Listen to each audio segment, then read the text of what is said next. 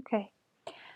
All right, everyone. So I'm going to very quickly walk you through what an annotated bib is, and I'm going to put this explanation right here for you so that you can spend the rest of your week writing your annotated bibliography, and it's going to be due at the end of this week at Sunday at midnight as usual.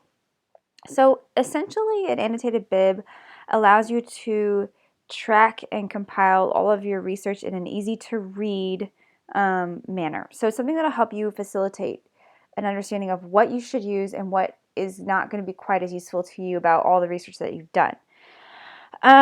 So there's a few different parts to an annotated bib, and really it should have a citation, a short synopsis of what the source says, and then your own evaluation of the source. So how useful is that source going to be?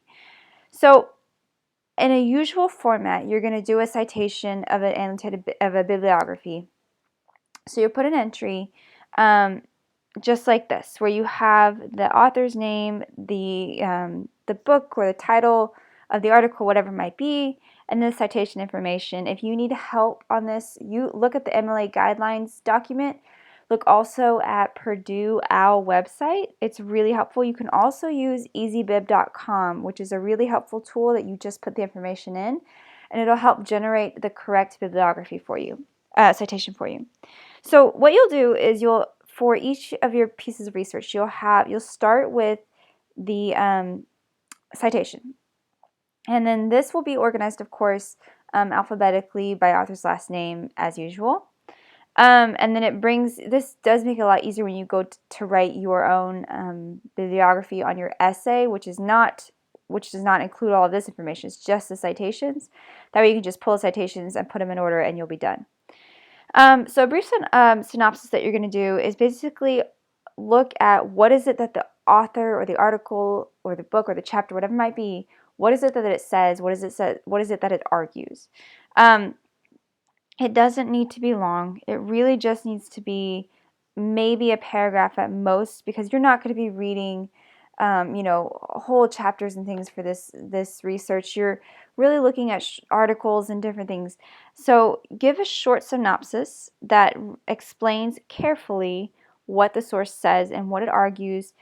And then this is the more objective part. Then you're going to include a subjective section, which is going to be an evaluation. So at the very end, what you're going to do is just write a brief evaluation of the source. Do you think it was a solid source? Do you think it was helpful to your argument? Do you think it showed an opposing viewpoint perhaps? Or do you think it lacked credibility? Is this something you could critique, possibly? What kind of argument did it make? What kind of biases were there? What other information could you evaluate that could potentially lend itself to using this in your argument? And then you will basically put one of these for each of your sources that you have done research on, and that's going to be your annotated bibliography.